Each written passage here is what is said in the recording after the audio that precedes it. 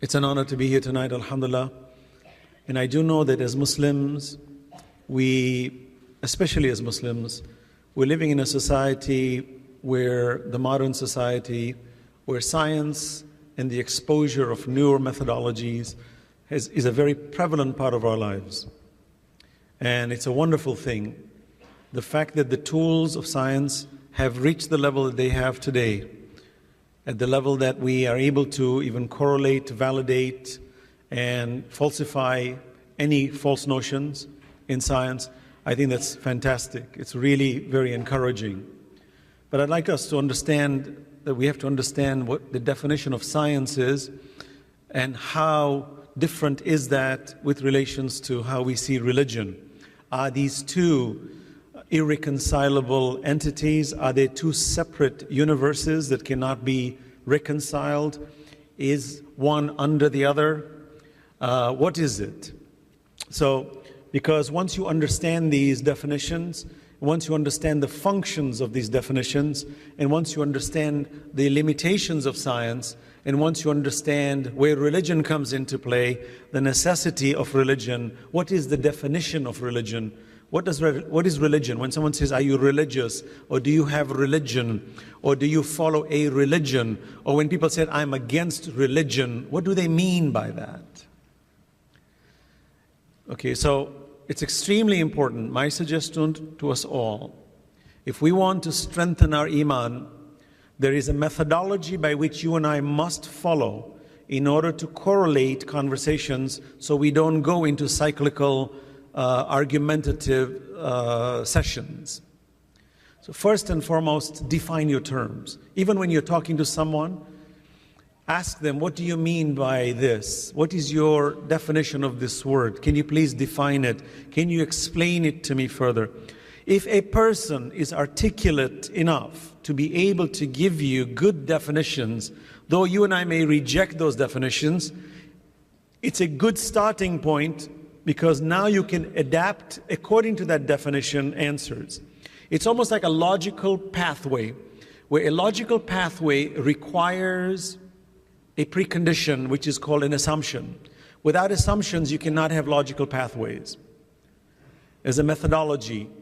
And once you have a fixed system, the logical mechanical system simply demands the variables to come in, and it will process and give you the number, just like in a function, mathematical function. There's a logical pathway, but what you feed into it can vary. The same with logical discussions about religion and God. It's got a pathway, and what you feed in it is going to give you a result. Many a times, people who discuss religion, who discuss God, who discuss methodologies, don't have an understanding of this logical methodology. They have not validated the equation. They have not validated the logical system. They have assumed it is legit. They have assumed it is right. And therefore, they start pumping the variables into it, which then starts giving them odd answers, which then leads them to make odd conclusions, which then leads them to make conclusions that in principle, if there was the truth of that issue, they would be astray. And it makes you wonder, how come I came across this wrong answer? Well, it's because you didn't process it properly. So please understand, brothers and sisters, in these conversations, as Muslims, even as non-Muslims, we must be very methodical in our method of approaching the truth. I don't care if it's about God and no God. It's about within Islam, between the schools of thought, that which of the 5 major schools of thought is correct. Between Christians and Muslims, between Jews and Muslims, between Buddhists and Muslims, which one is right? How do I know which religion is right? I went through that phase, as I mentioned in my lectures a few nights ago, when I deconstructed my religion, because I was doubtful. I was not sure if Islam is the right religion. I needed validations. And I felt it's my responsibility and duty to understand it in my heart, because I don't want anybody preaching religion to me. I'm not interested. I do not want to be fooled, and I don't want anybody giving me fairy tales to scare me because I'm afraid of going to hell. I don't care. I want certainty, whatever it is. If you're going to tell me that's the way it is, and that's the name, and that's the brand, and I'm convinced that's the truth, then that's what I have to be. It's as simple as that. That's what I loved about science. When I went into science, I loved science because of its methodical approach to things. It was what we call emotive. There was no emotion involved in it. It was very methodical at the fundamental level. What makes religion so powerful, it has that component of emotions. It's got the component of faith. It's got the component of tawakkul, which science doesn't have. And as human beings, we can never be purist in methodical systems. Unless you lower yourself down to a robotic level, you're not a human being anymore. Emotions are an extremely powerful method of bonding and making things clearer. It's amazing. When you love someone and one tear comes out of your eye when you're traveling, that's louder than all the words you can say to a person about how much you love them. That one tear. Because it says too much, right?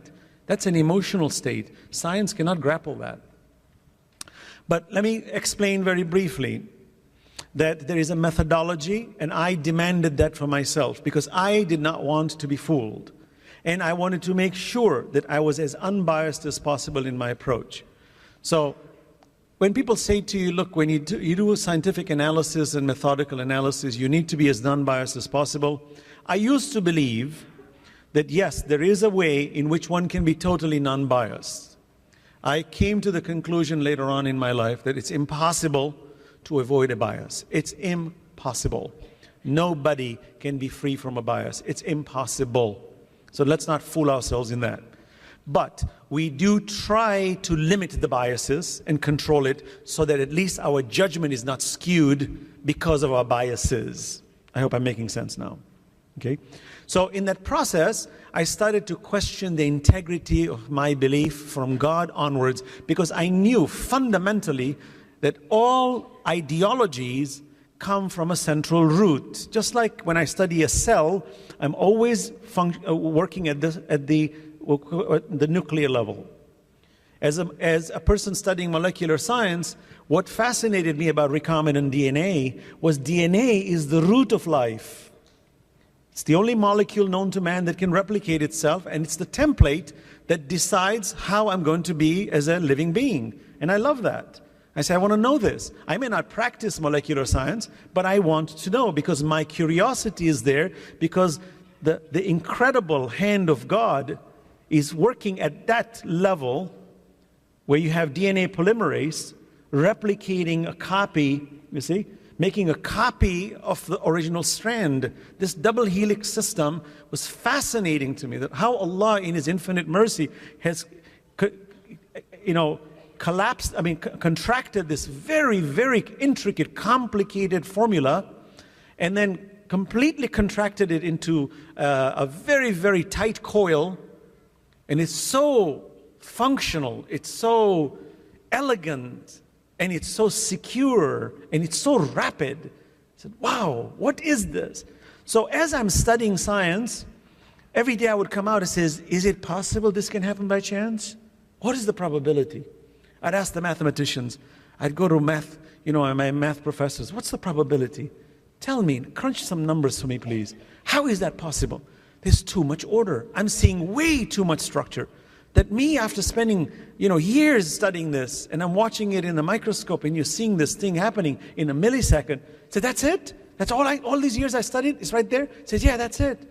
And I'm supposed to be a smart guy? All I did was I looked at it, and I broke it down, and I can tell you, and I can predict. Wow, what is this methodology? To me, it's intriguing, but still, the point is going to the nucleus level. Any conversation, always find the nucleus. If you ever study atomic science, nuclear science, you'll see it's all at the atomic level. You find subatomic level, quarks, whatever you go. Even if you go into quantum physics, you'll see there's always a center which spreads out and expresses itself. There's always a center to everything. Even the universe, if you study it, you'll see that the galaxies are moving around circles in disk shapes, and there's always a center. Allah says, إِنَّ فِي ذَلِكَ لَآيَاتٍ لِقَوْمٍ يَتَفَكَّرُونَ. These are signs for a community that thinks. So the more I got into it, the more I realized there is that core. So in my belief system, what is my core? I said, my core is a deity, because my origination has to have a precursor. And that precursor that made me in the universe must be at the center for causing who I am. Who is this one? Do you exist? Are you there? How come I can't see you? And how come you don't show yourself? And why are you so great that I can't see you? Couldn't you be great and I could see you? So these were questions I always asked myself, all the time. And the more I delved into it in a methodical way, I began to realize, wow, what a foolish question to see God. That I have seen God enough by looking at His creation. Now you might say, oh, that's a leap of faith. No, it's not. Because in my scientific world, I remember we used to come up with all kinds of conjectural arguments. Let's, for example, to give you a quick analysis. You see, for example, people like Stephen Hawking, who's written a book called Brief History of Time. And he's written many books, by the way. He's even done a whole series called The Elegant Universe. Where when you study, he talks, in fact, he was one of the proponents who suggested the idea of black holes. And when they study the density of the universe, they notice that the universe is far denser than what was visible. And they could not reconcile mathematically that huge discrepancy in the numbers with regards to the density of the universe compared to what was visibly immeasurable. And they knew there was some kind of dark matter out there that could not be visibly seen and that light could not penetrate it. And they called it the dark hole, the black hole they call it, which light cannot penetrate through. And it's infinitely dense, they call it infinitely hot. And they called it a singularity. A singularity is that point of origination where mass is so dense, it's the ultimate, basically. So the more I studied this, the more I realized, I said, Hawking has reached this conclusion without seeing this dark matter. Is that acceptable in science? Because if science is so tangible and everything is measurable, can I measure something by negating something? Can I conclude the existence of something by rejecting something? In other words, can I derive scientific understanding without having to tangibly see something, but I see the effect of that thing that's hidden through that which is seen? Can I do that? And I said, we do. In fact, if you study string theories, in string theories, you have this 11th dimension, 12th dimension. Michio Kaku, for example, is a Japanese physicist. There are many out there who talk about string theories and superstring theories. They're talking about dimensions that no science in the world today can experiment. It cannot be experimented. It can be derived indirectly, and we can try to see the effects, just like we cannot see electrons around a proton. We can't see it, but we know it's there. So we're deriving so many things that I started to understand. I said, wow, even in the world of science, if I really want to get up into the purest of the forms of sciences, it's all derivations. It's all with a clear understanding that once I see the foundations, I can now talk about entities that you can never tangibly touch, but that are so real in my life, they're just as real as the tangible. And the more I went into that, the more I came to the conclusion, that's science. He says, yes. I said, then why am I rejected into believing about a deity that I cannot measure? For I can derive it. Even Richard Carrier called me, he says, Rajabali believes in evidential presuppositionalism. It's a heavy word. Rajabali believes in evidential presuppositionalism. I chuckled, I said, Richard, that's what science is all about. It is evidential presuppositionalism. We're scientists, that's what it's all about. I see and therefore I presuppose. Hello, you're just putting some fancy words around this thing to confuse mankind, to create some kind of a smokescreen. But let's face it, which scientist is not an evidential presuppositionalist? For at the end of the day, it's the evidence that I presuppose. How do I get into a laboratory without presuppositions? So look how they try to weave these words to try to confuse me. And I said, what? I exist. I'm questioning my system. I'm looking around that is it possible this grand spectacular system can come out of pure chance? Can pure chance control order? Can totality of disorder bring about order? These are absurd statements in science. Absurd. That when you look at chance and probabilities, it is completely controlled within a controlled system. There is no such thing as totality of chance outside of a control system. It's inconceivable. It's like saying there was so much randomness, it suddenly formed a computer which formed an operating system which became Microsoft Windows. That's absurd. Absurd. Now imagine trying to project these kinds of postulates forward in science. People think you're crazy. So I said, wait a minute, there's a root here that as much as there are chances and probabilities of things can happen, and probabilities are there, and Allah has allowed me in this spectacular universe to counter every coin with a counter coin, which is what life is so beautiful about. But no one ever said that there is never an argument for something, for there's no consistency to something. Because if there was no consistency to anything, then science should not exist. Because science needs to stand on a consistent foundation too, for it to project any solutions and any answers. And the more I got into it, the more I realized, wait a minute, I'm being duped into this what we call rhetorical talk. It's rhetoric. It's all rhetoric, you get it? It's not real, it's rhetoric. It's just made up stories to confuse us. And I challenged it in my university. I used to sit with my professors and challenge, what do you mean by this word? Well, I said, you're violating science. You say nature decides. I said, how does it decide? Is it intelligent? What do you mean by it taking this position and not that position? Why is evolution so progressive? Oh, because if it wasn't, it would cease to exist. Why is the necessity to exist so important? Well, that's just the way it works. I said, well, have you wondered why is the way it works? Or are we supposed to just throw our hands in the air and say, well, that's it? So in other words, if you tell me that don't lie, and I say, why not? You say, well, that's the way it works. And that's it? That's my answer? In other words, I should be so myopic in all my movements, my ethical movements should just be a nose, strike away, that's it? Nothing long-term that I should worry about? I said, well, you may have an argument, but to me, that's a very foolish, childish argument. I'm not willing to accept that as a human being. I think we're far too intelligent for such conversations. And the more I went into it, the more I started looking. So now let me just conclude on this real fast before we go to the Q&A session. So what about evolution? Was Adam evolved? Because this is a classic question we have. Because we've got what we call the neo-Darwinian theories of evolution. As you know, Darwin was a believer in God. And the origin of species that he wrote about, there were so many conjectures. If you study them, there were over 270 hypothetical ifs in his theory. If this was, this would be. If this is, this would be. This was how Darwin was originally presenting the Darwinian theories. Now, what Darwin brought when he observed the finches and, in the Galapagos Islands and so on, it's a very valid question. Did we evolve? And I think scientifically, it's a very valid question. It should be asked that way. Because science, by definition, is a methodology to understand the reality based on the system, and I'm going to repeat it, based on the system of cause and effect. Science is an observation based on a system of cause and effect. That's it. It's that simple. Everything we study in science is either an effect and we study the cause, or we understand the cause and we create the effect. That's what science is about. It's a methodology. That's it.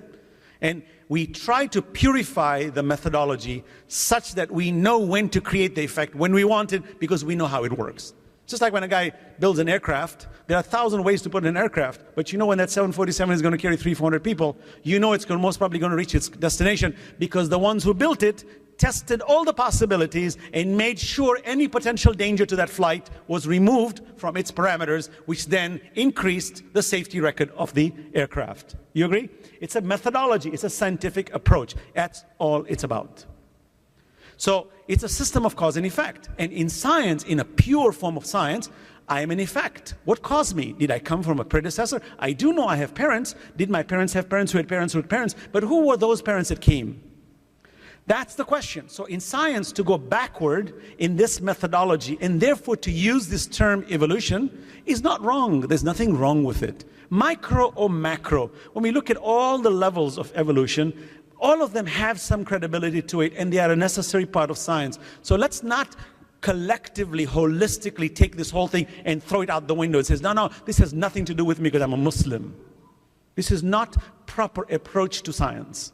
Proper approach to science is to say, I see the term, I recognize it, I see its function, I see its limitations, I accept it with its understanding of limitations. Otherwise, I'm not generically and unanimously accepting nor rejecting. That is the proper way of observing what science is all about.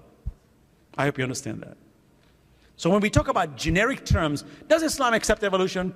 Haram or halal? Well, there's no haram or halal. To say that evolution is the mother of all, and to philosophically take a leap of faith to say, therefore there is no God, and therefore there is no need for a God because evolution is managing all of that, that to me is blind statement. That's not science. That to me is a religion. That's the definition. What is a religion?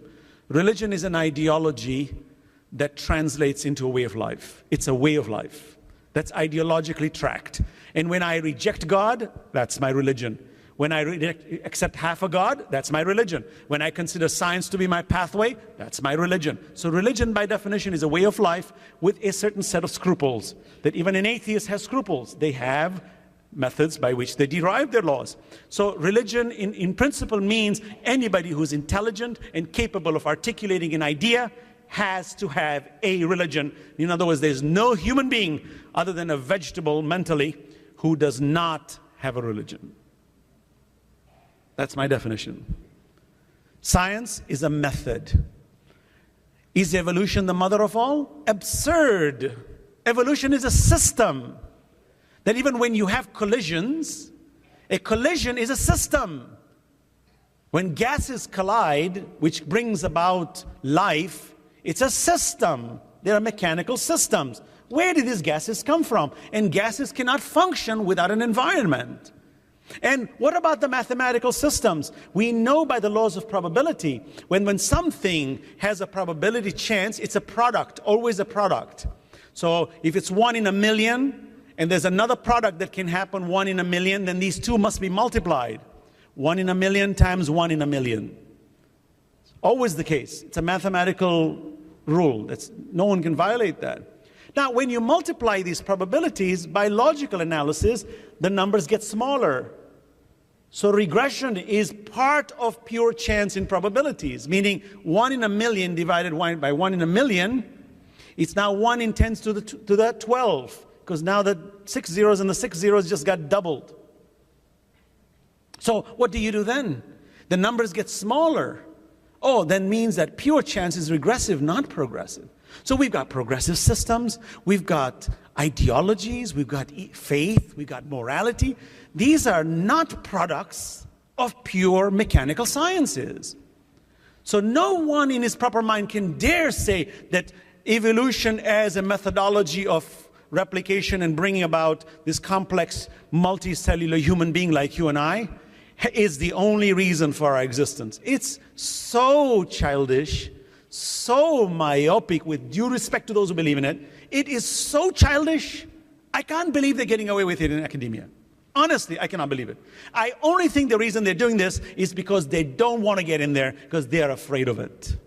And partly I don't blame them, because people of religion who have fabricated religions, who have taken this argument of science when they were in power, they punished scientists. They used to burn them by the stakes. And they used to castigate them and destroy them and saying, you're playing with God. So yes, if science has come back with a vengeance in saying, keep religion out of science, partly I don't blame them. But historically, when the Muslims, like Ibn Sina, if you take Al-Khwarizmi, you take Jabir ibn Hayyan, these are famous fathers of science of modernity, that if Al-Khwarizmi, he's the one who came up with the idea of algorithms. All of computer worlds are algorithms, zeros and ones, constant algorithms. This is all what was established by Al-Khwarizmi. These people, when they were writing this, every other sentence had God in it. Subhanallah, look at this. They're talking about God. Take Ibn Sina, he discovered many things in science, including circulation. If you study these people, you'll find that they were always talking about Allah. How could they? Because that's the way it should be. But in the modern world today, where those who want to go into pure science and they want to negate God, where the atheistic movement is now in full force around the universities, to me, I find it is a violation of free thinking. For if you're going to limit me to question even the existence of God as a scientist, then you are a slave owner, because you have limited my capacity to question. And why should I get fired if I'm a teacher who is ever going to talk about creation and God and an intelligent designer? Why should I get fired? To me, that's a conspiracy. That to me is politics. That's not real science. Real science is give me the opportunity. Quran even says, قُلْ هَاتُوا بُرْهَانَكُمْ إِن كُنْتُمْ صَادِقِينَ. Say to them, bring your proof if you're truthful. Don't condemn me and damn me because I want to bring God into the picture. This is absurd. So I'm just letting you understand that there is a conspiracy out there. No doubt conspiracy. And part of the conspiracy spills into even very honest people. And part of the conspiracy is that those who have pretended to hold the rope of God's religion are abusing people and misusing it, which leads to greater atheism and agnosticism. Take a person like, for example, I'll give you a simple example. The ex-governor, as you know, Jesse Ventura, the ex-governor of Minnesota. Jesse Ventura is really a pragmatist, okay, an ex-Marine who's really seeing a lot of the wrong things that are being done in the government and in the justice system of people. He publicly states, I'm an atheist, I don't believe in God, I'm against religion. To me, it kills it, because as altruistic as he is, as much as he strives to uncover the truth, he kills it when he says, I don't want religion. Now why? Because he's also a victim of having seen abuse and misuse of religion, which has led him to shut off on religion. I don't blame such people sometimes. But it's our obligation to articulate it well and to expose it to them. I've had many an atheist I sit down with, and they ask me questions, and the minute I give them answers, they said, oh, I thought it was different. Oh, I thought it was like this. I said, you're comparing your religion on the basis of Christian beliefs in God. I said, please don't apply Christian ideologies to all of theistic arguments. That's just one argument. Apply a universal argument. I remember in my first debate, there was a woman who came. She said, I was a Christian. I became an atheist. But I always argued from the Christian God argument, and hence I was an atheist. But after this debate, I am going to reconsider God because I see a whole new perspective on God. See? That's the difference. Okay? And let me conclude finally, that Allah subhanahu wa ta'ala shows us, how could Adam come into this picture? Let me show you a basic premise argument. That as much as science is limited to cause and effect, we do agree that that initial cause, no science has been able to answer. Today, there is no science in the world that can answer the origin of life. No scientist in the world knows the origin of life. There are suggestions that it came from another planet. I said, I don't care if it came from the other side of the universe. Who cares where it came from? The question is, was it always there, or did it come out of nothing? That's the question. The human mind, notice my range in my mind is what? All of us. 0, infinity. 0, infinity. You cannot stop this. We have our two extreme boundaries, 0, infinity. That's it. And you know, in science, I remember whenever I used to study even calculus, I used to always study about this infinity. You know, Isaac Newton actually came up with the system of calculus, which is natural mathematics, which actually talks the language of the universe. And Einstein had a problem because you cannot divide a number by 0. That's an illegal function. So he used to cheat and come up with an answer. So people said, oh, your science is flawed because you're cheating. So there was a French mathematician who came up with the answer and says it's limits. Don't divide it by 0, but get to 0 infinitely. As x approaches whatever, which makes it infinitely 0. It approaches 0, but it's never 0, and that's legal. It's called limits. I said, but why do I need limits? He says, well, actually, the true language of science is infinity. I said, subhanallah, I see that now. It like clicked, like a puzzle that fell into its head. Said, wow, there it is.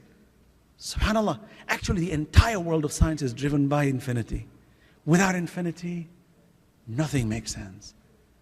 And then I started scratching my head. I said, but you know, as important as this entity is, it's not tangible.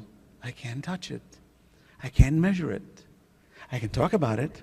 I can apply things towards it, but I can never feel it. Something's always approaching infinity, but never becomes infinite. Because the minute it becomes infinite, you can't talk about it. Wow. And you know, I don't want to take a blind leap of faith, because it's not. But the first thing that came to my mind, I said, this infinity in reality is Allah. Everything is approaching in infinity. And the more I studied, I noticed there's nothing in the universe, as soon as it comes out of 0, is never stopping but approaching infinity. And philosophically I said, Inna lillah wa inna ilayhi raji'un. I see it. I see physical entities approaching Allah forever. Wow. And it's the language of Allah that gives credence to everything. But I can never explain it. So when people ask me, give me this tangible God. If you don't have a tangible God, you're talking nonsense in your religion. I said, give me the tangible infinity, because if you're not, you're talking nonsense in science. And they back off. I said, give it to me. I want to see it. Then don't talk about it. Don't give me 13 dimensions. You can't even experiment with it. What is this conjectural science you're talking about? They said, no, that's derivative. I said, thank you, I'm deriving too. I am an evidential presuppositionalist. I am existing. I see this fantastic universe. I'm studying science. I'm seeing its incredible order. Should I not ask the question of a maker? Should I not even think about intelligence? What are you talking about? If I, as an intelligent being, dares to go on the altar of intelligence to question the integrity of my own existence, how can I not question the integrity of my maker? And they back off. And finally, I'll tell you, final point. You see, when you study the DNA, the proof of intelligence is in the DNA. Because one of the proofs of intelligence is language.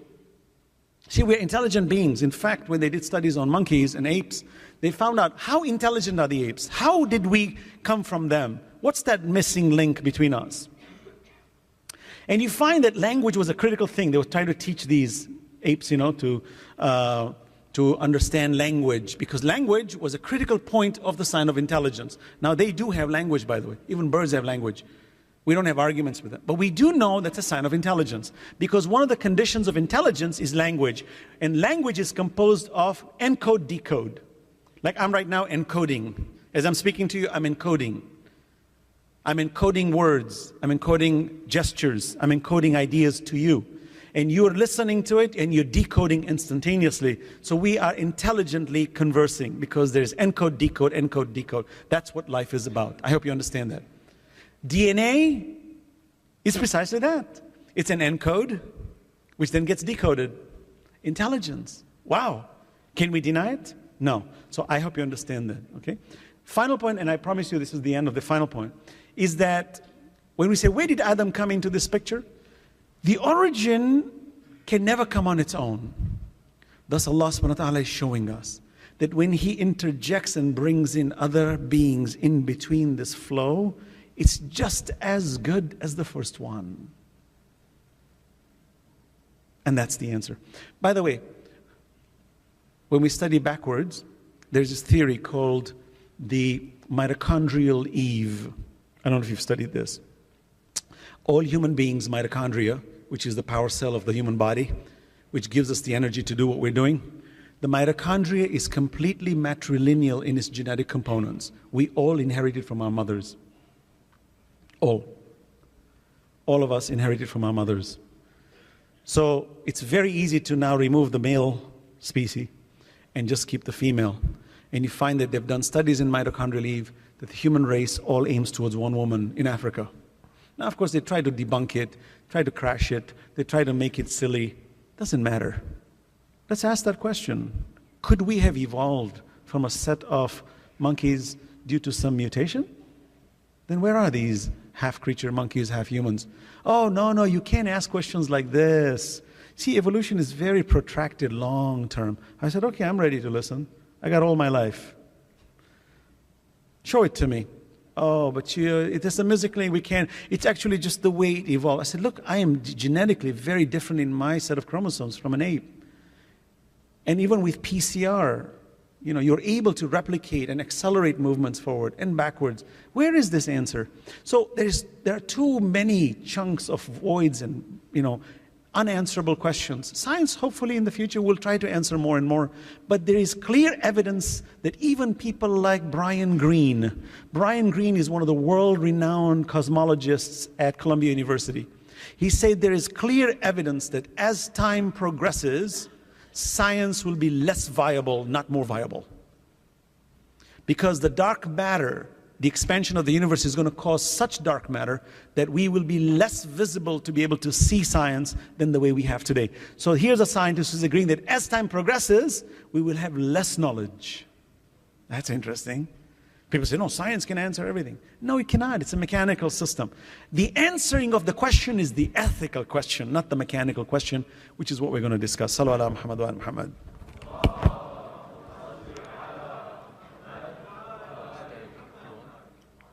I'll just sit. You want me to stand? No, I'll take the mic. Oh. Okay, you have a question, right? Why did the laws of gravity become a discovery at the time of Isaac Newton if the sixth Imam taught these laws many years ago? Actually, there were many laws that were taught by our Imam.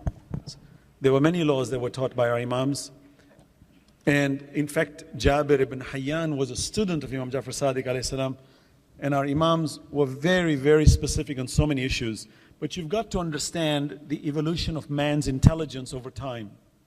That our understanding of many of these fundamental sciences could not be grappled in those periods of time. And therefore, it had to be conversed. Is this working? It had to be spoken of in very, what we call, in simple systems. For example, Imam Ali alayhi salam was asked through the Prophet, how far is the sun from us? And he spoke about it in horse trots. Now, why horse trots? You don't use horse trots today. Because it's a method of measurement. It doesn't matter. Could be a flap of a wing. Who cares? As long as, because science sets its measurements relatively. I can set a foot, I can set a meter, I can set a yard. I can set anything I want, a parsec. And I set that and that becomes a measuring tool. Imam Ali alayhi salam uses the tool of the horse trot because people rode horses at that time. But now, should they have gone deep into answering all the scientific questions? No. In fact, it was strategic for them not to mention it because Allah subhanahu wa ta'ala is showing us that when it comes to methodical systems of exposure in science, the human race already has that ability. In fact, at the University of Colorado, when I was having a debate with an atheist who was a mathematician, who was a logician doing his PhD, he asked me that question. He said, why has your book not got all the answers to all the scientific discoveries if this is the book of God? Excellent question. I said, God is very pragmatic with us. And He has already endowed us with the ability to expose natural laws. And we can ascertain them on our own. Hence, it would be redundant for God to tell me that which I can confirm myself. But where we lack is the ability to understand moral principles. For there is nowhere in the universe you and I can search for moral arguments of do's and don'ts and haram and halal. Therefore, Allah gives us to that. He looked at me and says, very interesting. It makes sense. Because at the end of the day, no science in the world can compete at the moral level. So Allah tells me in the Quran all the do's and don'ts of halal and haram, which no science can tell me. By the way, there is no morality in pure science. FYI. Anybody asks you, tell them, show me what is evil and good in science. There's no such thing. There's no good chemistry and evil chemistry. There's no good biology and evil biology. There's no such system. So notice that there is no morality in science. But at the end of the day, it's about morality that's at question, not about my scientific prowess and my ability to know the universe. Heck, if I know that, I can answer many questions. I can build aircrafts and I can do all kinds of things, but that doesn't make me a good person. If I know how to turn on switches and change the direction of universes, that doesn't make me a great person, because if I'm morally bankrupt, I'm still a bad person. So notice, the bottom line is ethics, ethics, ethics. And that only Allah can teach us. Hence the necessity of religion, hence the necessity of God. I hope I'm making sense. Are miracles within the bounds of physics, or is it brought about humanity abnormally or without obeying the physical laws? That's an excellent question. In my opinion, from the way I understand it, miracles do not violate the scientific principles of laws. They don't. Miracles follow the physical systems. The difference is, in miracles, when something happens, it's because we don't know how it happened. Hence, it's become a miracle. Because by definition, a miracle is that which cannot be explained. But tomorrow, when something can be explained, it's no longer a miracle. It becomes a standardized thing. But don't we all agree that the birth of a child is a miracle? Now, a person can tell me with graphic details how a baby is formed, from the sperm to the egg. Does it cease to be a miracle? No, it's still a miracle. So notice that even my knowledge of it does not negate the power of miracles. But miracles typically are that which cannot be explained. So by simple answers, miracles do follow the the general physical laws of God. Like, for example, the Messenger of Allah traveling to Mi'raj. Subhanalladhi asra bi'abdihi laylan min al-masjid al-haram ila al-masjid al-aqsa alladhi barakna hawlahu linuriyahu min ayatina, right? The Messenger traveled all in one night, went to the furthest heavens, Qaba Qawsaini aw adna, that even Jibreel could not reach that high stage. And yet he arrived, the Prophet came back within a flash of an eye. Some say, oh, he went in spiritually, or he didn't go physically. It doesn't matter. The point is, he traveled and he went. And by all physical understandings of Einstein's law of relativity and macro physics as we talk about it, it's not possible for a human being to travel at the speed of light. It's impossible. And even if you travel at the speed of light, you cannot cross these dimensions that fast. It's impossible. So then how did he do it? There's plenty of scientific studies today to show that there are wormholes, there are warp elements in the universe that enables us to get into another dimension and travel to the other side of the universe in seconds. That's theoretically possible today. See, the power of science coming in and says it is possible. And Allah only knows how the Messenger actually traversed with Jibreel and went to the furthest heavens. Is it impossible? No. Is it explainable? No. Therefore, is it a miracle? Yes. But is it within the prescription of God's physics? Yes. When discussing the infallibility of our prophets with atheists, how should Muslims justify the original sin of Adam? Okay, number one, according to Islamic principles, Adam did not commit an original sin.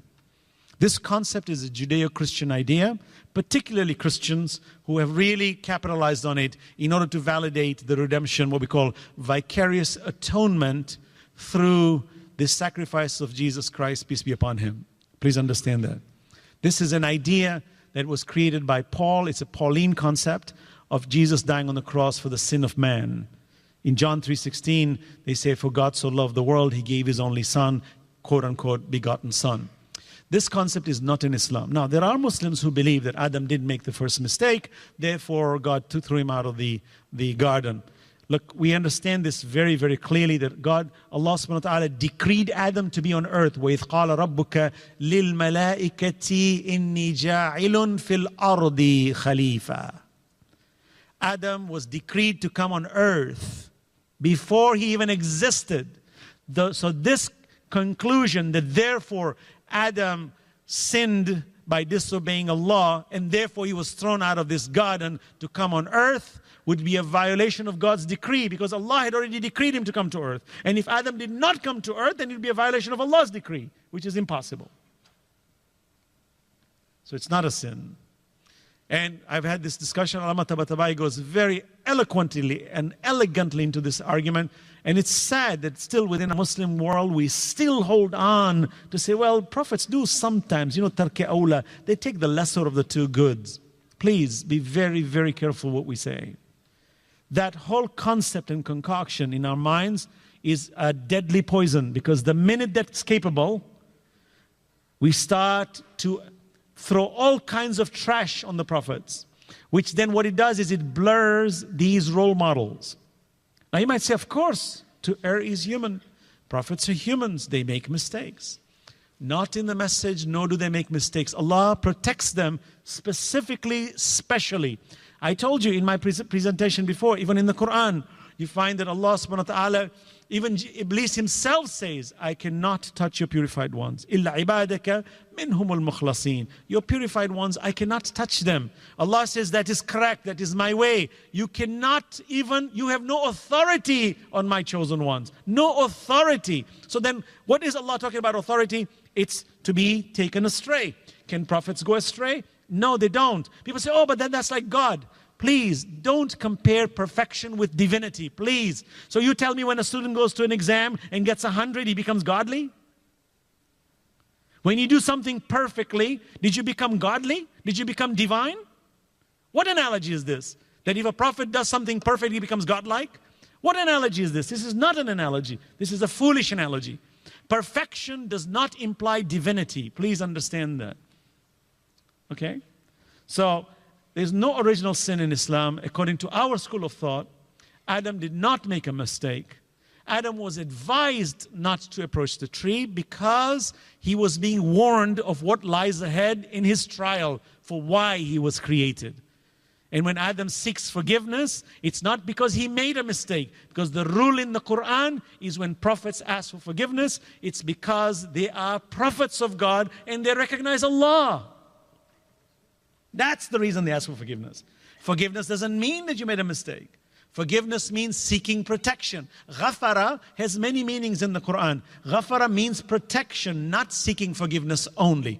But I would ask you a basic question. I'd like any Muslim in the world to kindly give me one verse, just one, where a prophet, any prophet in the Quran seeks forgiveness from another human being.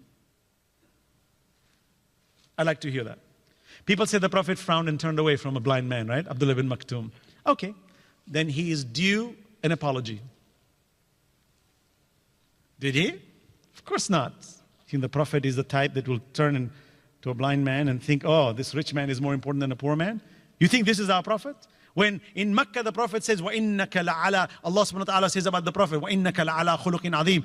He's of the highest moral conduct. So now you have a problem. Because Allah is saying the Prophet has the highest moral conduct, and then he frowns and turns his face away from a poor man? This is nonsense. It's not the Holy Prophet. It's somebody else who's frowning and turning away. But let's go forward on that argument. Assuming he did that, which he did not, should he not ask for forgiveness?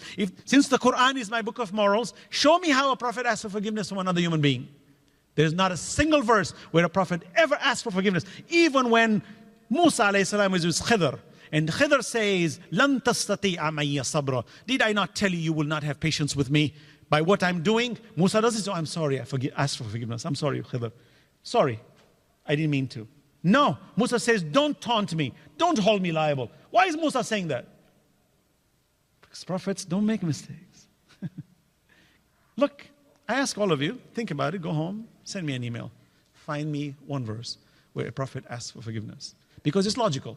If a prophet does and make mistakes, then there has to be at least one verse in the Quran where a prophet is asking for forgiveness from another human being. Because that's the akhlaq of a believer, isn't it? If I make mistake with you, it's huququn nas, I need your forgiveness. Show me one. Nowhere. But yet prophets are always asking for forgiveness from Allah. Why? Because they know Allah is so great that no matter what they do, they're nothing. So therefore the only object of talking to Allah is ظَلَمْتُ نَفْسِي رَبَّنَا ظَلَمْنَا أَنفُسَنَا وَإِن لَمْ تَغْفِرْ لَنَا وَتَرْحَمْنَا لَنَكُونَنَّ مِنَ الْخَاسِرِينَ. That's the difference between a prophet and an Iblis. Iblis refuses to ask for forgiveness. That's why he's so damned and doomed. Do you think that even an atheist can go? Can an atheist go to paradise even though they do not believe in Allah? It's possible. Yes, it is possible. The condition is they must be struggling to search the truth. That while in their struggles they die, Allah subhanahu wa ta'ala is the best. No one knows who will enter paradise. But the Quran mentions that ones who struggle, mustad'afeen, when the angels will ask them, why are you in this state? Wasn't the world wide enough for you to migrate if you were so oppressed? That's why hijrah is so important. That if our religion is going to be lost in Canada, guaranteed, then it's wajib to leave. You must leave. That's the rule. So the angels are asking in the Quran to those who are going to be flung in hell for the moment that, oh, we were oppressed. The angels would say, wasn't the world wide enough for you to migrate? What stopped you? So notice the principles in the Quran. Anybody has the potential of entering paradise. The condition is struggle. Ya ayyuhal insan innaka kadihun ila rabbika kadhan famulaki. O mankind, keep struggling until you meet your Lord. That's what mankind is all about. How do you dispute finding pre-Homo sapien skeletons such as Neanderthals? Neanderthals, there are creatures who do resemble humans. There is no doubt. Our Imam, our Holy Prophet was asked that question. He answered, he says, yeah, there are many creatures who resemble us. There are predecessors in the flesh. They appear like us. Their levels of intelligence are different. There's nothing wrong with that. By the way, the interesting thing is that the oldest fossils are humans, not ape fossils. Now, if we preceded from them, then shouldn't they be the more accessible? Study the complexity of science. You'll see even retroviruses, which causes the HIV, HIV virus, which causes the AIDS problem. You find it's a very complicated system, yet it's so elegant and simple. It goes RNA, DNA, back to RNA to protein. It's very complicated. To reverse, it's called reverse transcriptase. It goes backwards and then forward. Wow, it's very sophisticated. So who talks about sophistication even at these very sub-levels? It's complicated. Scientists cannot lay it in a linear system that a prokaryote is less sophisticated from a eukaryote, which is multicellular.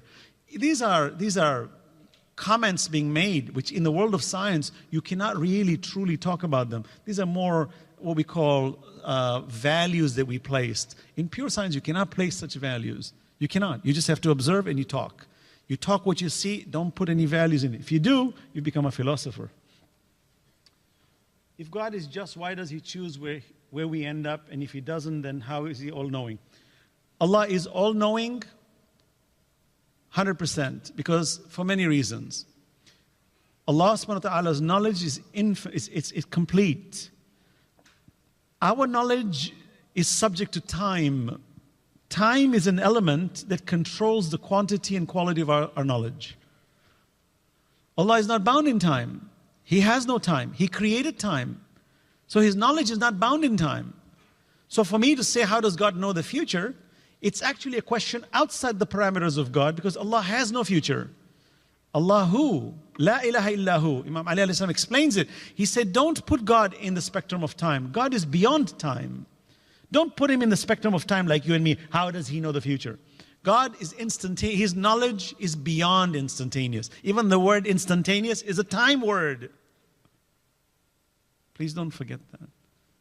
Where, how, when, these are time sentences. We as a human race cannot escape it, because the time space continuum that you and I are built on, time, matter, space, we can't escape it. Our language is built around it. Our concepts are built around it. Our understanding is built around it.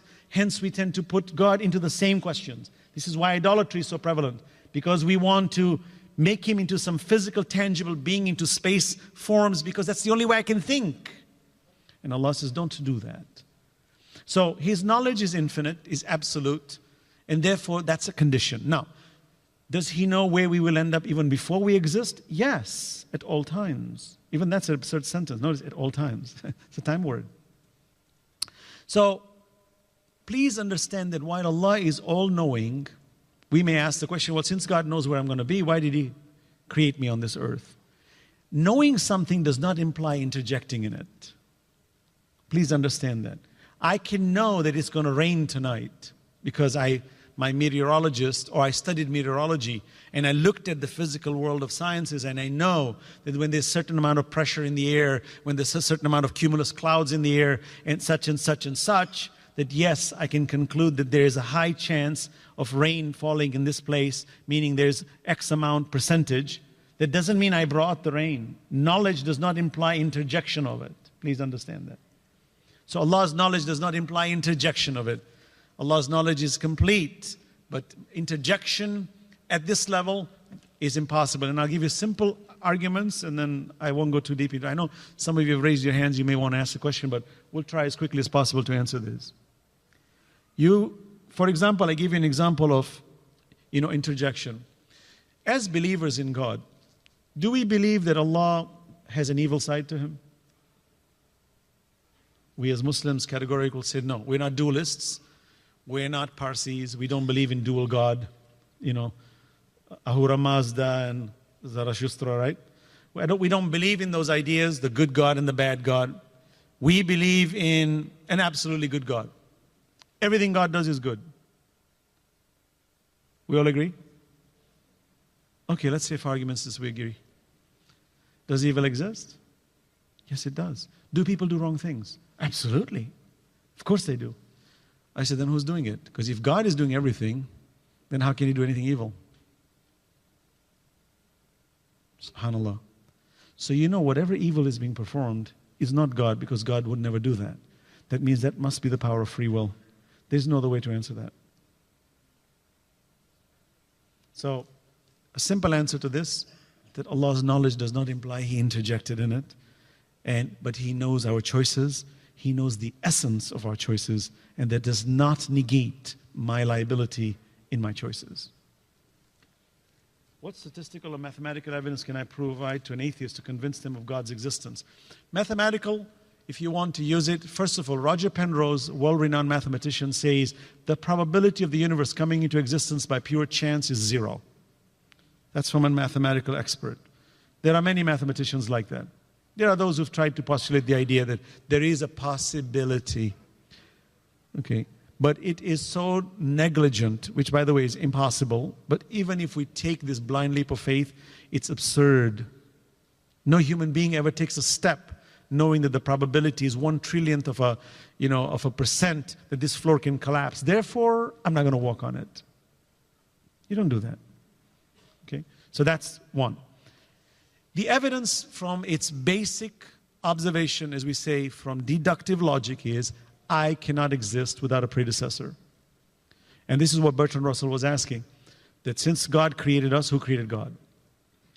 And if the argument goes forward and say there was a God who created this God, then I cannot stop. I have to go to infinity.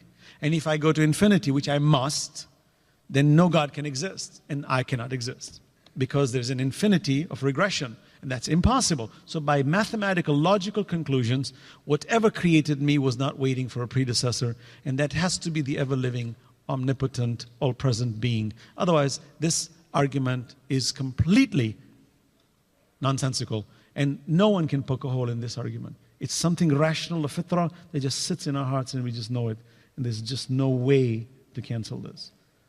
That's why Allah says, we are closer to you than your jugular vein. Are atheists considered impure, just the way mushriks are considered najis to touch? This is a fiqhi question. It's a question of fiqh. There are ulama or fuqaha who consider atheists and mushrikeen to be not najis in touch. They are very firm in it, and they believe they're not impure in touch. No person is impure in touch. Impurity is only impure when there's an impure substance in between you and the person. So if a person is, working in the sewer system and he's got all kinds of human excrement on his body, then this person is najis. If he just urinated or this person just urinated, well, the urine has made the person najis. But are they physically najis even if they take a shower? No. Some fuqaha said no. Some of our ulama do ihtiyat, which means they are precautionary, and they take the position of precaution to say we're not sure, therefore we consider them unclean. But many of the fuqaha that I met personally when I was in the Islamic Republic, I personally went one after the other. I said, your position on this najasa issue, is this a hukm or is this ihtiyat? They said ihtiyat. Ihtiyat means precautionary. And when a marja passes a ruling on the basis of ihtiyat, he's giving you permission to follow somebody who has passed a ruling on it, meaning there's ruju, giving you permission to pass a judgment using somebody else's judgment. And therefore there are fuqaha and ulama today who have not ihtiyat judgments, but clear judgments that the atheists and the Hindus and the mushrikeen are not najis in touch. Okay? If you believe that I still consider them to be najis, then stick with it and follow it. Because ihtiyat, there's nothing wrong with ihtiyat. Ihtiyat means precautionary. I'd rather avoid. No problem. When I asked Ayatollah Nasir Makarim Shirazi this question personally, I asked him this question. He says they're not najis. I said, would you eat their food? He says, I'm in Iran. I'm in Qom, among Muslimin. Muslim food is accessible. Why would I? He said, but if I am confronted and I am invited and a halal entity is given to me by a mushrik, it's not najis. He says, but take the consideration of people living in India, among the Hindus. How do they interact? They're surrounded by Hindus. Take the Holy Prophet in Mecca. He was surrounded by mushrikeen. How did he interact with them? He says, by those standards we understand it's not this position. Okay.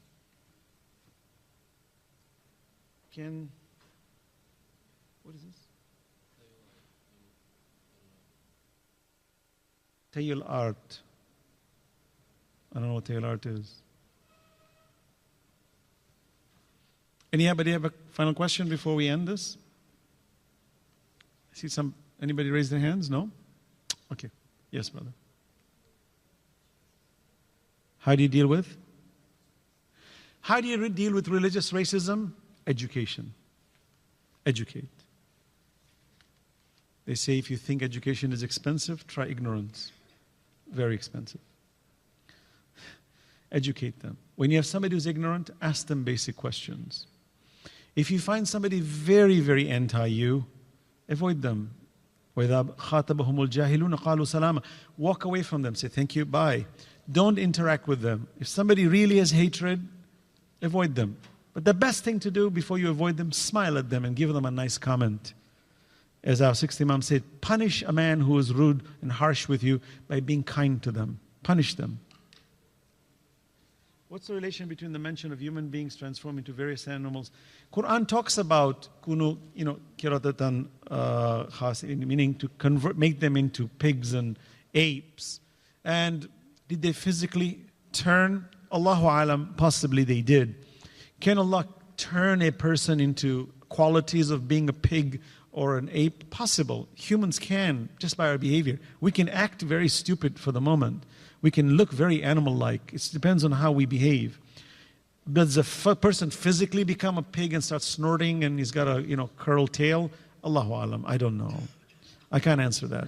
When the Quran says turn into pigs and apes, the implication is you're so low that you are like them. Did they physically become? I've read hadith that yes. It doesn't matter. The point is, if it happened, I have not read much on the actual essence of them turning. Some have argued, that's probably the answer to evolution right there. I think that's a bit far-fetched. David Hume argued that we cannot base faith on miracles. How do we view this argument? We cannot base faith on miracles. Well, David Hume's argument was that there is no God and that we experience our moral system based on trial and error. And we deduce our understanding on the basis of what we understand. David Hume's argument were smashed by Shaheed Baqir Sadr.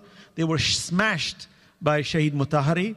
That David Hume was pulverized by his very arguments. And it was really, if you study his writings, like Shaheed Baqir Sadr asked him the question, if you can deduce, then when a man holds a pen and is writing, by what logical conclusion can you deduce that did the pen cause my hand to move or did my hand cause my pen to move? You can't. It's impossible. And David Hume's argument is that a computer existed with no operating system, and then over time, the computer, through its own observations, evolved and developed its own operating system. This is totality of absurdity. It's a nice try, but our great scholars have canceled this. So David Hume's argument of miracles as a means of faith, I don't see a problem with it. In fact, David Hume had a problem with faith. So let's understand what is faith. Faith-based systems, which means giving what we call inductive arguments, where I'm going to project the future based on my past experience, is perfectly human in nature. Even people like David Hume must have practiced it because, for example, I'm a human being and I hire somebody. This person comes to work in my company. I don't know how well this person works. He's given me his resume, and I believe he's a good employee that is. So what am I going to do? I'm going to give him the keys of the entire office and the whole business the first day? No, logically you would never do that. What would you do? You test them out. Why would you test them out? Because on the basis of the transactions and over time, you'll be able to conclude that there is some worthiness in this individual. There comes a time when an individual has to have trust in that individual's ability, hence you give them more authority with the hope that they will perform well based on past experiences. This is normal human behavior.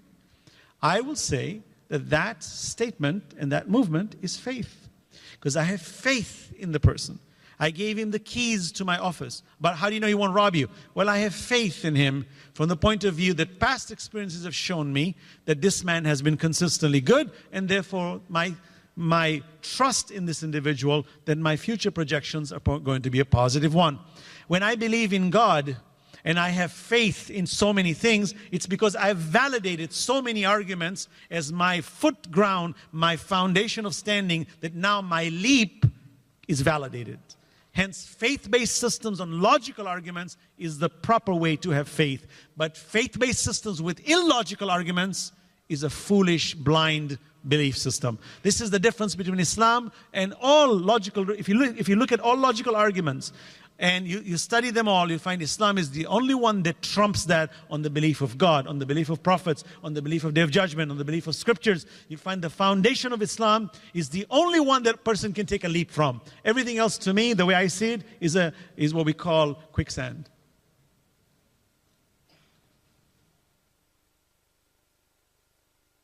Teleportation. Can it be explained physically, or is it purely metaphysical? Look, what is metaphysical? Metaphysical is that which is beyond measurable physical. It's still physical, don't forget that, please. Metaphysical, like my spirit, is metaphysical. It cannot be measured generally in the physical sense, but it's still physical. Please understand that. Physicality is still there, but it's in a different dimension. Okay? So, can it be transported? Can the physical state, which my body can, it can, both are possible. Proof is in the Quran. The throne of Bilqis was very far from Sulaiman. Very far. It came with a flash of an eye. That's in the Quran. Quran doesn't lie. So how did the throne come? You see, that's the question. And the Quran is basically saying it's possible. By the way, you want to go study the story of Sulaiman, don't forget that bird, hoopoe, spoke. And the bird knew God. Because when the bird observed the woman, Bilqis, worshipping the sun, the bird told Sulaiman, I saw a woman, a great woman, worshipping the sun. That's a very intelligent creature. In fact, today you send spy planes and you send these, unmanned vehicles, drones. The drone can't tell you anything. It can just show you. This one was better than a drone. It was describing everything, including Tawheed. You want to talk about reconnaissance? Sulaiman had it much ahead than we did. See? So we talk about, do birds talk? Do they understand? Quran says, yeah, they do. They just can't talk to you. But if Allah wants to turn it on, like Sulaiman, He did. He told him. And then Sulaiman brings the throne. You realize the event of Sulaiman was future science. Teleportation. A house floor made of glass. Wow. Who can build a house today made of glass? You know how difficult it is to do that? Span it. Water running underneath it. How did Sulaiman do it? Maybe today we got machines to do it. How did he do it? I should think about that. If everything is created from something, what was God created from? Notice the question from. The question implies God did not exist before. So the Holy Prophet used to answer this question, tell me when God did not exist so I can tell you when He came. Tell me what He's made up of so I can tell you what He's not made up of. So the question is, what is God created from? He is the creator of everything. We cannot describe what He's made of or from. God is the creator and cannot be explained. No being sensible in his mind can ever describe the nature of God's existence. We can describe His essence. We cannot describe His physical presence. It's impossible, beyond the scope of our discussion. So what is Allah made up of? Nothing makes Him. He makes everything. That everything is a created entity. The Creator is not in need of anything. He's independent of everything. And many times we have a problem with that because now we try to physically place God. But remember, God has no frames, no references, no bodies the way we think it is. And that's where we have a problem. We say, well, if He doesn't, then how do I conceptualize Him? Conceptualize and understand Him through His creation. Just like the Holy Prophet and the Imam said, we do not worship a God that we do not see. And everything around us is the presence of God through His creation. And hence the Prophet said, Man arafa nafsahu faqad arafa rabba. When you know yourself, you will know your Lord. This is how Allah is described. And let's leave it at that. Some hands. Yes, brother.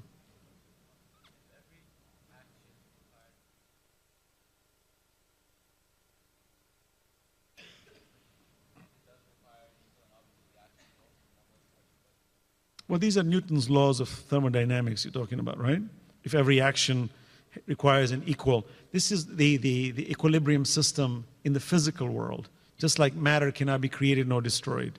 In the physical universe that we know of, yes. But not when you look at quantum physics, for example, some of these rules do not apply. That's just one dimension of science.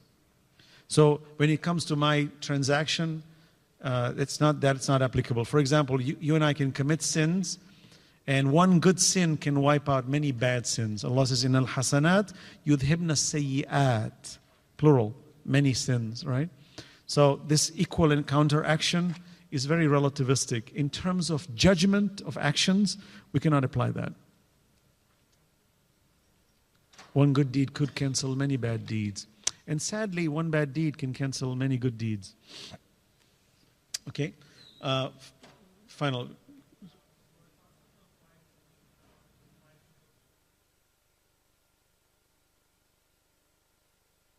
Right. The multiverse argument, where they say that there are many singularities, and based on laws of probability, this one came up as what we call the perfect universe, right? Because it's got the ability to sustain life. Brian Greene talks about that in his arguments because he's a proponent of the multi-universe system. I don't have any problems with that. The still question is, the container that contains all these singularities, were they always there? And why this one can sustain life? What about the rest? And where did they come from? And why did they decide to sustain life? And why is perfection so necessary for it to sustain life? See, these are ethical questions no scientist will dare get into, because he knows he's back to square one. I said, give me infinite universes. What difference does it make? Unless you're willing to agree that these universes have always existed, by laws of thermodynamics and science, we know that everything is a finite entity, has a moment of time. Everything.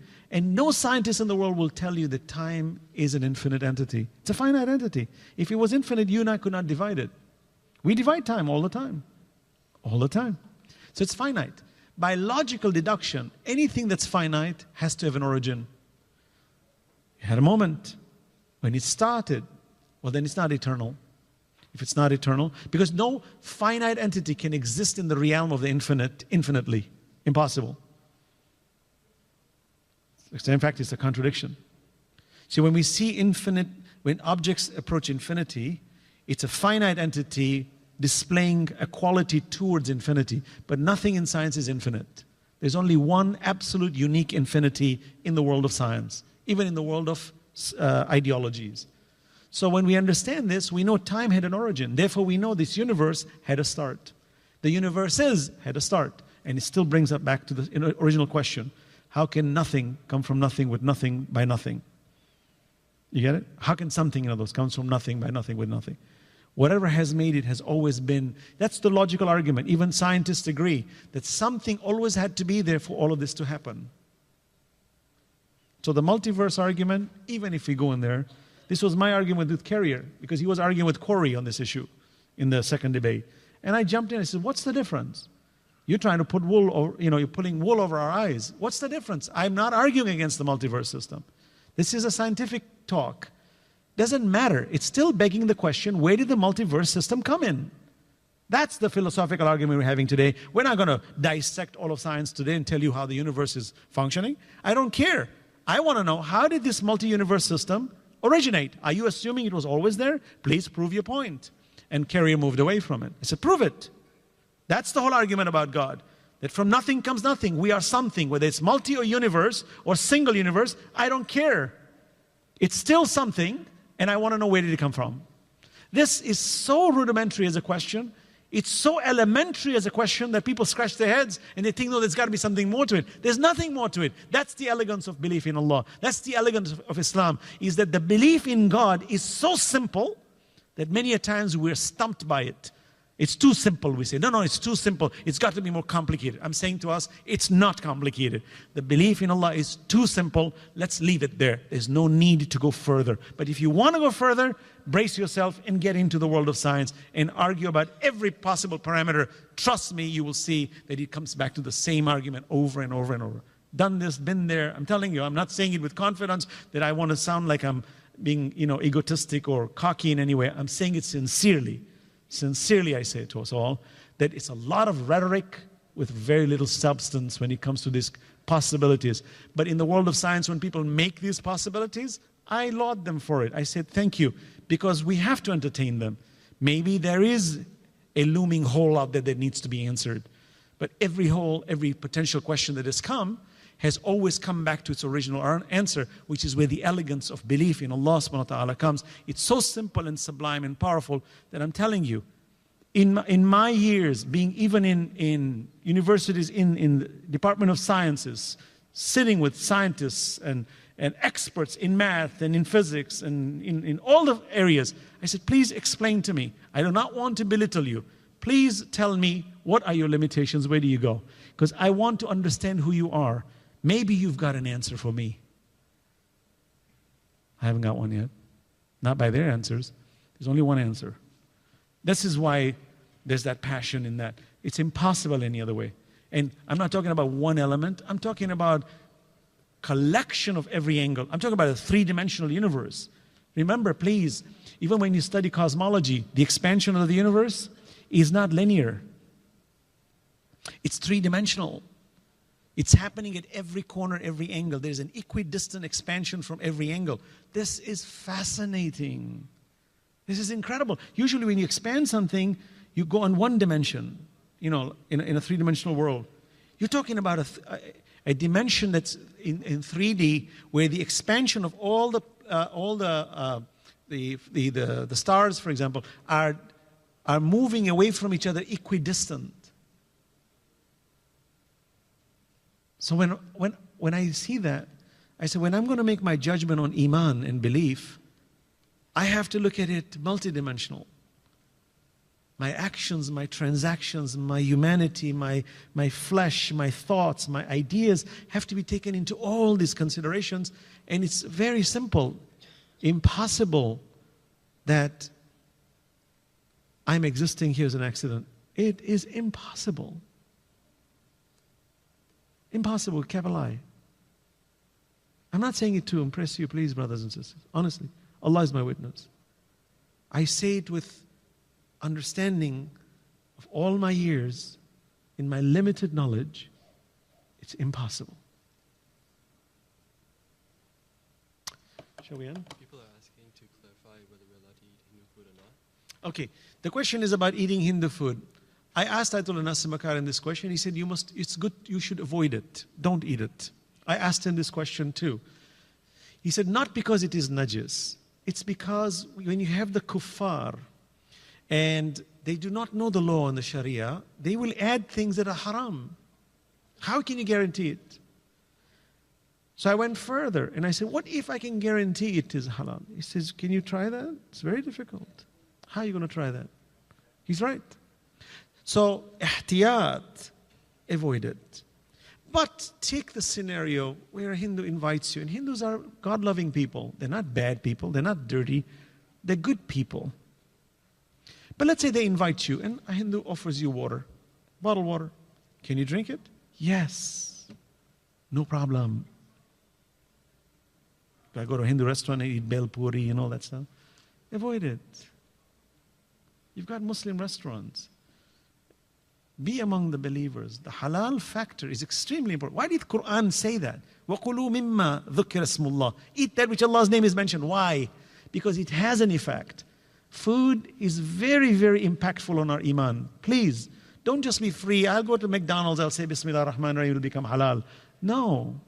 No, it's not that simple. You cannot do that. Be careful. In fact, I believe you should be so careful that you should only eat chickens also that are not injected with hormones. Not because it's haram, it's harmful. You know, mad cow disease that started in Europe and in China, with this, the virus that started in China. You know why it started? because they're manipulating the animals. They have cows now. You know, Monsanto is actually going into the stomach of the cow and changing their chemistry and feeding them corn. Cows are not designed to eat corn. It's the only way to make them fat.